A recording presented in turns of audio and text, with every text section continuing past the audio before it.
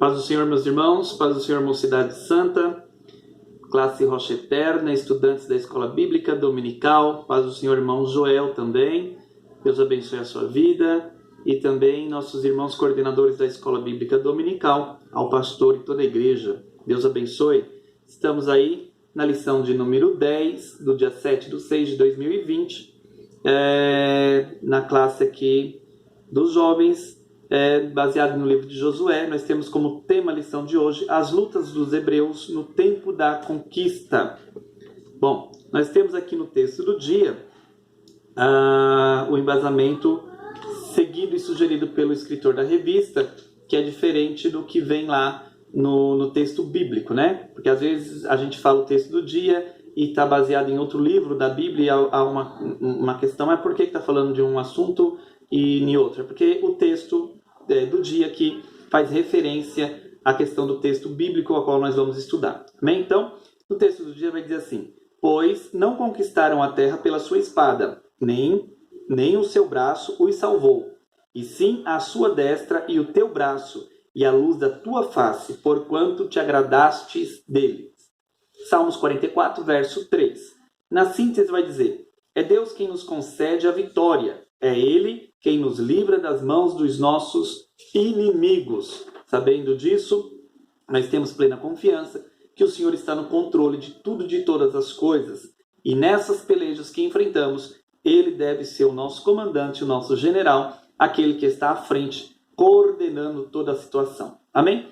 No texto bíblico se encontra no livro de Josué, no capítulo 10, do verso 6 ao 8 e 12 ao 14. Amém? E diz assim a palavra do Senhor no verso 6 de Josué 10. Enviaram, pois, os homens de Gibeão a Josué ao arraial de Gilgal, dizendo: não retires as tuas mãos de teus servos, sobe apressadamente a nós e livra-nos e ajuda-nos, porquanto todos os reis dos amorreus que habitam na montanha se ajuntaram contra nós. Então subiu Josué de Gilgal, e ele e toda a gente de guerra com ele, e todos os valentes e valorosos. E o Senhor disse a Josué: não os temas, porque os tenho dado na tua mão, nenhum deles parará diante de ti. E Josué lhe sobreveio de repente, porque toda noite veio subindo desde Gilgal. Então Josué falou ao Senhor no dia em que o Senhor deu os amorreus na mão dos filhos de Israel, e disse aos olhos dos israelitas: Sol, detente em Gibeão, e tu, lua, no vale de Aijalon. E o sol se deteve e a lua parou, até que o povo se vingou de seus inimigos. Isso não está escrito no livro do reto? O sol, pois, se deteve no meio do céu, e não se apressou em pôr-se, quase um dia inteiro. Então, e não houve dia semelhante a este, nem antes, nem depois dele, ouvindo o Senhor assim a voz do homem, porque o Senhor peleja por Israel. E tornou-se Josué e todo Israel com ele ao arraial de Gilgal. Amém? Esse é o texto bíblico. Na nossa introdução vai dizer assim: nos capítulos 10, 11 e 12 do livro de Josué, que estudaremos nesta lição, são narradas as conquistas das cidades do sul e do norte da terra de Canaã. No capítulo 12, é feito um sumário das terras que Moisés deu às 2,5 tribos e os sucessos bélicos de Israel a leste do Jordão, Transjordânia, sob o comando de Moisés, bem como as vitórias ao oeste do Jordão sob a liderança de Josué. Ao analisar as guerras enfrentadas pelos hebreus em favor da conquista de Canaã, veremos as muitas intervenções miraculosas do Senhor, como as narradas no Salmo 44. Ó Deus, nós ouvimos com os nossos ouvidos, e nossos pais nos têm contado os feitos que realizastes em seus dias, nos tempos da antiguidade. Como expeliste as nações com a tua mão, e aos nossos pais plantaste, como afligistes os povos, e aos nossos pais alargaste, pois não conquistaram a terra pela sua espada, nem o seu braço os salvou, e sim a tua destra e o teu braço, e a luz da tua face, porquanto te agradastes deles. Salmos 44, do 1 ao 3. Muito bem, então agora nós vamos entrar no tópico de número 1, que diz os reinos do sul. Josué capítulo 10 narra aí esse episódio, esse período de guerras lá no reino do sul, né? Os inimigos do sul, né? Que é o primeiro subtópico do tópico 1 aí. Como de costume eu grifei aqui algumas partes da lição para nós ganharmos um pouco de tempo, né? Então, nos inimigos do sul, nós vamos ver aqui, o escritor da revista deixa claro que Israel não tomou inicialmente nenhuma medida contra os reis sulistas de Jerusalém. Hebron, Jarmute, Laquis e Eglon. Houve apenas uma reação a uma agressão injusta, o que faz toda a diferença no campo da diplomacia. Então, Israel também, mesmo sendo uma nação preparada para ir à conquista e para guerrear, para pelejar, para conquistar aquilo que Deus havia já ordenado a eles, dado como promessa, Israel também respeitava os limites, né? Ele não era uma coisa que assim, vamos entrar e vamos destruir as nações sem nenhum critério, sem nenhum limite ou sem nenhuma orientação. Nós vamos fazer e pronto, e acabou. Não era assim. Então, Israel respeitava os limites e entrava em peleja, em combate mesmo, quando era como dizer, a última opção, assim dizendo, né? Seria o último momento, não havia mais como tomar ou adquirir a terra se não fosse por guerra. Então, nos últimos lances ou nos últimos momentos, Israel agia em peleja braçal de guerra mesmo, né? Então, um pouco mais abaixo ainda no subtópico 1, diz assim, a justiça de Deus estava trazendo a recompensa devida aos históricos atos de impiedade daquele povo. Então, eram nações, né? Povos que desrespeitavam ao Senhor, que desonravam a Deus por não cumprir os estatutos dados lá através de Moisés. Eles não respeitavam, eles não seguiam, tinham deuses pagãos, e por isso o Senhor começou a agir para que eles fossem tirados da terra, né? Nós vamos ver um pouco mais à frente que o Senhor, antes de fazer qualquer tipo de guerra, ele é um Deus de graça e de misericórdia. Bom, no subtópico 2 do tópico 1 vai dizer assim, Deus luta por Israel. Bom, nós sabemos disso desde o período que o Senhor chama Moisés e junto com Arão e toda a sua família começam a trabalhar para que seja tirado o povo de Israel do Egito e vá para a terra onde mana leite e mel. Desde esse período sabemos que a promessa do Senhor está com o povo hebreu. E por esse motivo nós sabemos que o povo de Israel teve vitória completa, mesmo andando no deserto, em algumas circunstâncias sendo rebeldes, desobedientes e muitas outras coisas. O Senhor ainda estava com eles porque eles se arrependiam e voltavam às práticas do primeiro amor. E eles foram conquistando aos poucos até obter a vitória completa. Bom, mas aqui no subtópico 2 diz que Deus luta por Israel e eu grifei embaixo. Essa é a sorte para quem é fiel. Josué, o qual fez tudo como o Senhor ordenara. Quando alguém do povo pecou no episódio lá de Acã, imediatamente ele resolveu o problema aplacando a ira do Todo-Poderoso. Veja bem, ainda que eles sabiam que o Senhor estava com eles, que o Senhor era um Deus forte, que tinha feito milagres desde lá da saída do Egito, né? Desde lá do Egito, né? Quando o Senhor começa a mandar os sinais das pragas, mostrar o seu poder para Faraó, né? Para tentar fazer com que Faraó liberasse o povo, antes de agir, né? No último episódio lá, que foi a retirada dos primogênitos, né? A morte dos primogênitos da cidade.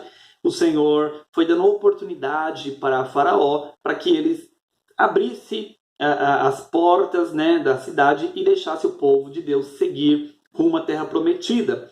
Nós vamos ver que desde esse período o Senhor requer santidade, requer obediência, que é o que nós viemos falando aqui constantemente em nossas lições aqui, em nossos aprendizados, e o que nós ouvimos o Senhor usar os seus servos, os seus profetas na terra, usar os seus pregadores da sua palavra, nos alertando a respeito da santidade de um compromisso com Deus. Muito bem, aqui nós vemos que o escritor escreve que Deus luta por Israel, porque Deus tinha ali uma comunhão com o povo. E como nós sabemos, para obter essa comunhão, necessário é termos contato com Deus, santidade com Deus, respeito às leis de Deus, obediência e também práticas, né, das leis do Senhor em nossa vida, no nosso cotidiano.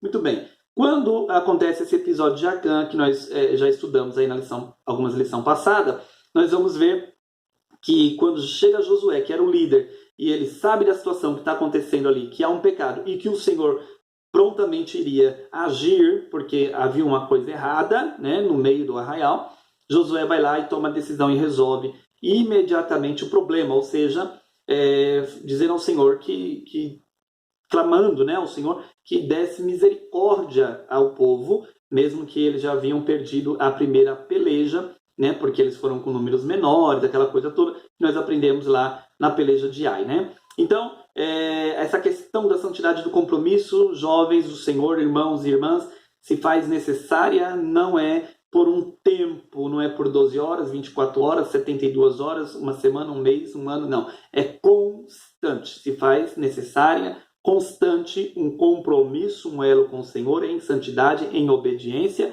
para que sejamos vencedor em nossas pelejas individuais ou coletivas. É necessário estarmos na presença do Senhor com o coração aberto e voltado a agradá-lo constantemente. Muito bem.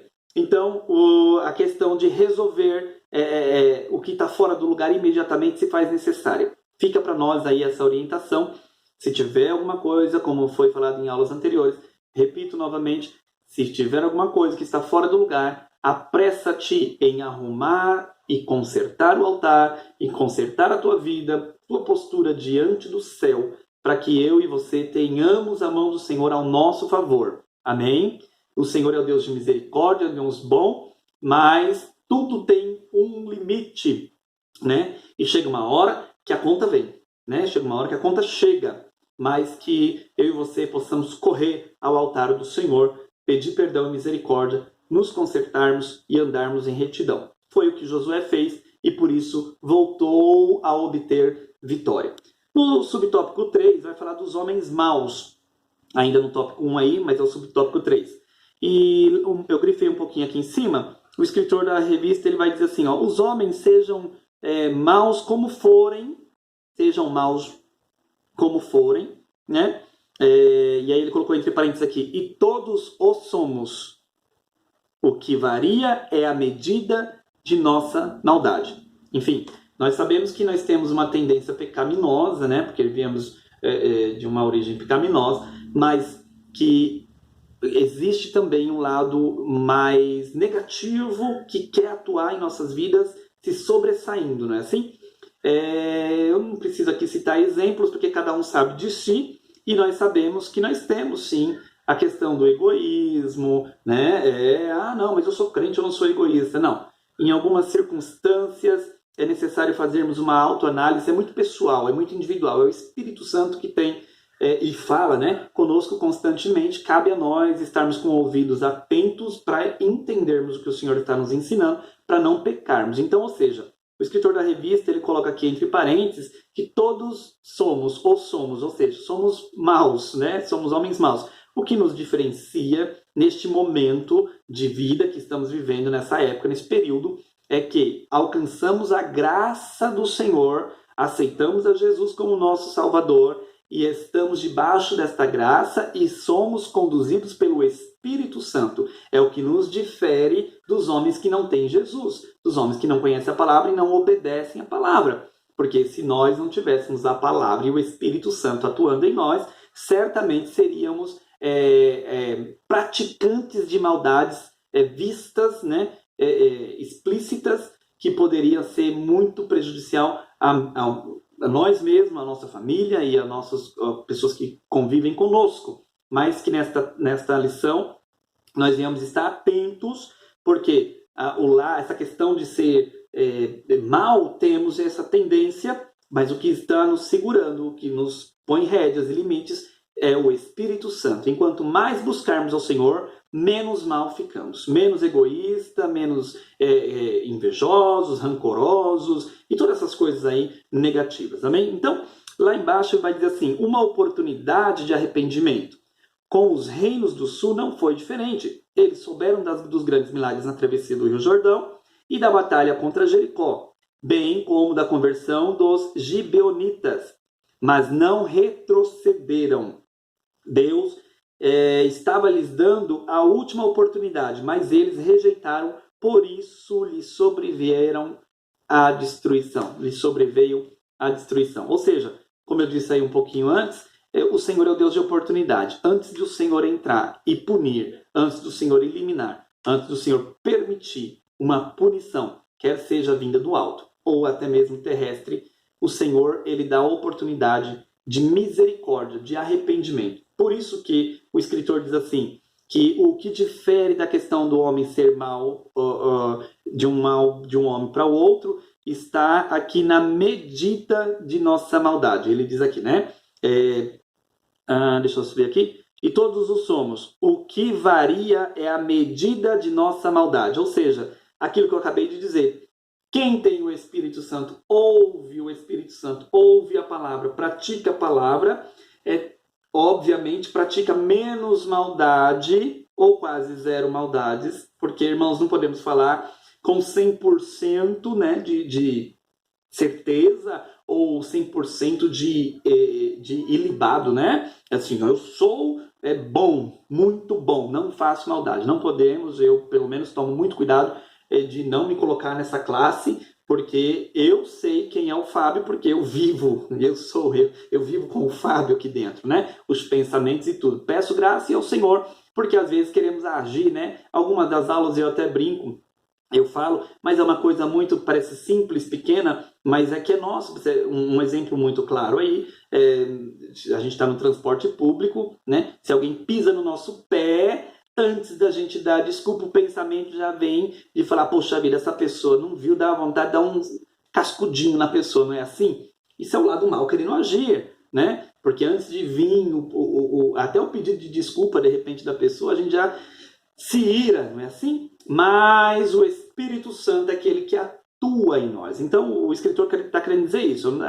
Fique bem claro, porque às vezes você vai falar assim, poxa, estão falando aí que a gente é mal. Não, não, não. Nós temos a tendência da maldade. Se dermos vazão ao mal, ele atuará fortemente através de nós, e aí vai fazer estragos não só na nossa vida, como naqueles que estão à nossa volta. Mas se dermos mais prioridade ao que é do alto, do céu, a palavra, a presença de Deus, o Espírito Santo, seremos pessoas muito melhores ainda aqui nesta terra, para o reino do Senhor ser glorificado constantemente e todos que estiverem à nossa volta ser abençoados também, como a nós mesmos, né? Então, esse pessoal do reino do sul aqui viu todos esses milagres aí, né? Ouviu falar, pelo menos, que o povo de Israel tinha vencido lá em Jericó, tinha vencido em Ai, né? Tinha passado o Jordão, os milagres, tinha tudo, mas eles endureceram o coração. E por eles endurecer o coração, não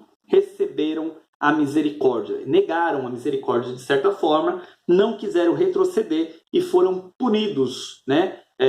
Houve uma chuva de granizo que eliminou aqueles homens ali. Muito bem. No tópico 2, vai dizer assim, os reinos do norte. Josué, capítulo 11, está aí relatando bastante sobre essa passagem aí dos reinos do norte, né? No subtópico 1 do tópico 2, assim, Deus reúne os inimigos do norte. Lá embaixo, no finalzinho já, eu grifei o último parágrafo. A cada novo episódio do livro de Josué, podemos ver que o Altíssimo atua de modo diferente, pois na guerra contra Jericó ele derrubou as muralhas nas muralhas. Na batalha contra os sulistas mandou chuva de granizo, que foi o que nós acabamos de falar, e fez o sol parar, e agora marcou a hora da vitória contra os do norte, sem anunciar, porém, qualquer milagre. Cada vitória, uma nova história e um milagre divino.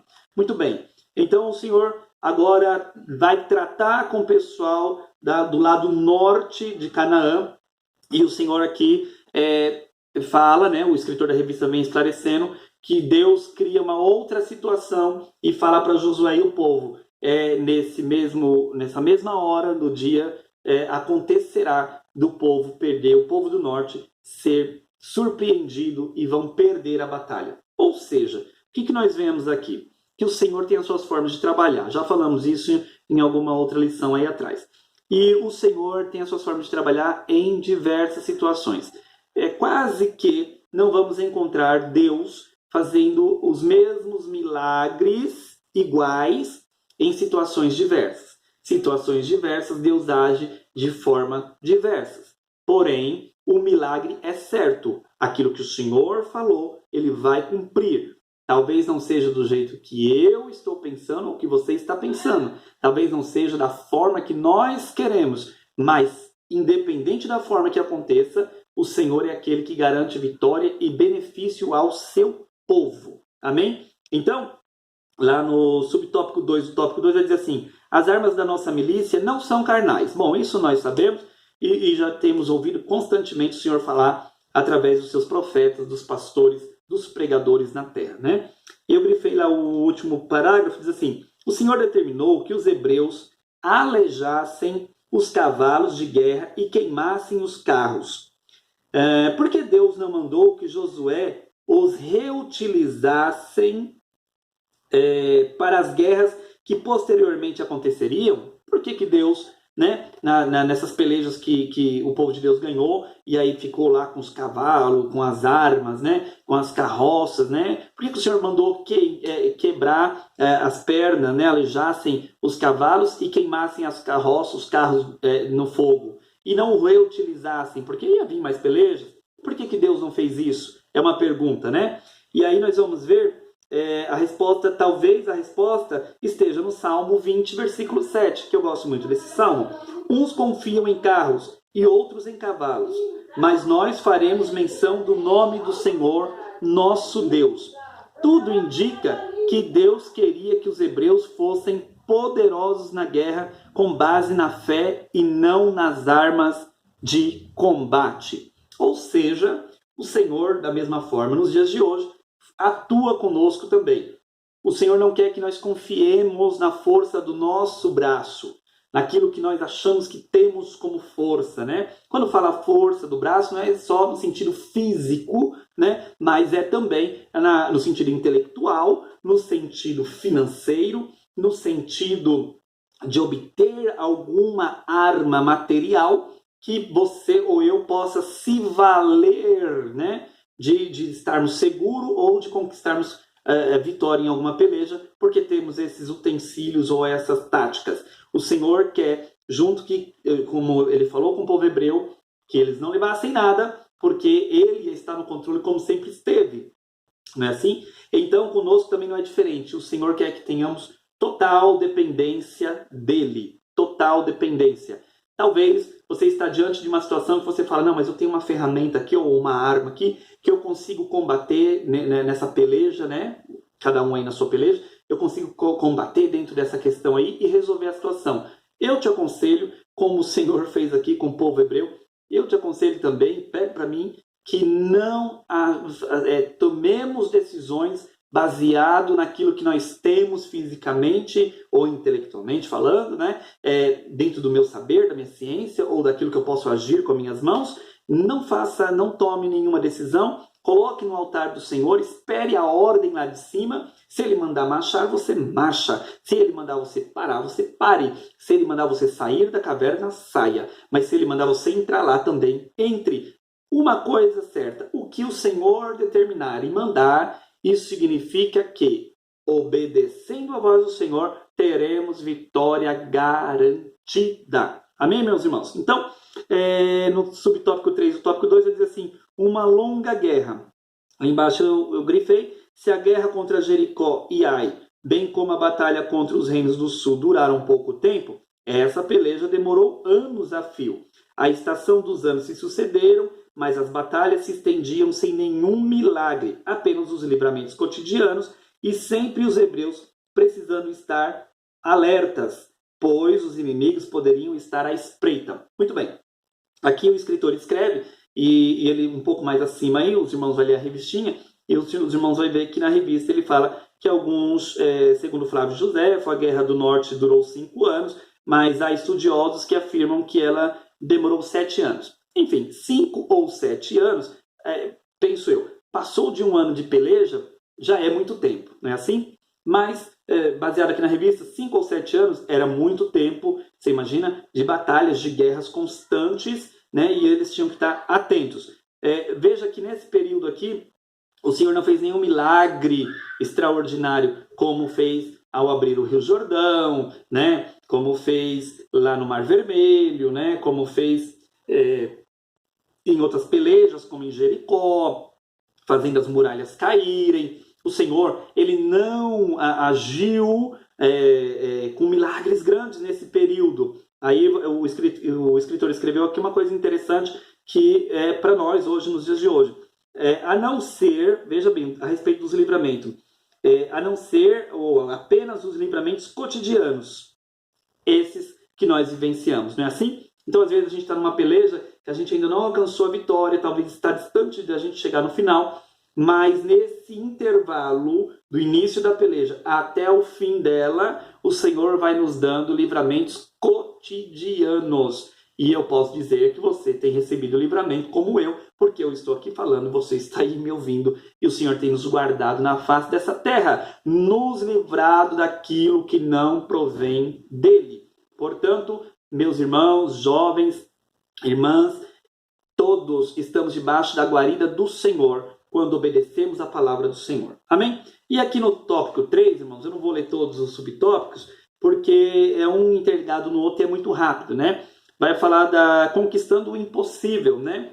Moisés é lembrado no subtópico 1 aí, Josué faz questão de sempre estar falando de Moisés, inclusive no livro de Josué, ele vai falar as conquistas de Moisés não foram esquecidas. No livro de Josué, faz questão de demonstrar que todas as ações dessa geração de hebreus obedeceram ao que foi determinado por Moisés, servo do Senhor. Ou seja, Josué também sempre fazendo questão de lembrar que Moisés esteve lá na frente e orientou, e por isso eles têm obtido vitória também, né? No subtópico 2 ele diz assim: o sol brilha sobre Gibeão. É interessante aqui, Deus fez com que o sol e a lua ficassem detidos, o que se constituiu em um grande testemunho para todos sobre quem era o Deus verdadeiro. Por que isso?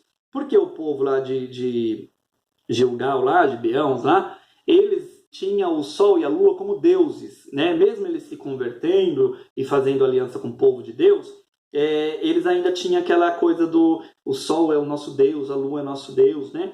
E aí o Senhor Deus, Deus de Israel, o meu Deus, o seu Deus, ele faz com que o sol pare e a lua pare. Por quê, né? Às vezes a gente já ouviu tanto sobre essa palavra e ainda, né, eu mesmo não tinha prestado atenção nisso. Mas o Senhor faz com que o sol, a lua ou o eixo da terra pare de fazer, né, a rotação, e aí o sol fica parado e a lua fica parada, para o Senhor mostrar que ele manda, que quem manda é ele. E o povo, vendo isso, viram que havia um Deus que mandava no suposto Deus deles, que era o sol e a lua. O Senhor se apresenta e mostra os seus milagres. No subtópico 3, eu falei que não ia falar, mas já estou encerrando aqui. Os reinos que foram destruídos, conforme Josué 12, integravam 7 nações ou etnias. E aí vai falar de números aqui, né, irmãos? Então Deus deu vitória em todas as circunstâncias, sempre lembrando que o motivo de eu e você estarmos aqui é a misericórdia e a graça, e estamos aqui porque o Senhor é bom e nos amou. Lembrando que não somos bons, nós, seres humanos, não somos bons em 100%. Temos uma tendência de cair para o lado negativo, mas o Senhor é quem nos sustenta. Então, se alguma coisa, algum pensamento maligno, algum pensamento destrutivo, algum pensamento de tomar uma ação contra alguém estiver rondando a tua mente, estiver atuando no teu viver, no teu agir, peça misericórdia a Deus, repreenda isso, porque o Senhor tem força, tem graça através do Espírito Santo para nos guardar e nos orientar na terra. Meus irmãos, essa lição de hoje não dá para comentar muita coisa, mas eu quero só deixar o pense e eu encerro aqui. Somente Deus, em seu grande poder e misericórdia, poderia em tão pouco tempo fazer com que uma nação de ex-escravos conquistasse uma terra excelente, habitada há muitos séculos por povos mais fortes do que eles. Ou seja, Deus tirou o povo de Israel, que era pequeno, e fez ganhar dos que eram grandes. Deus fará você vencer. Deus abençoe em nome de Jesus.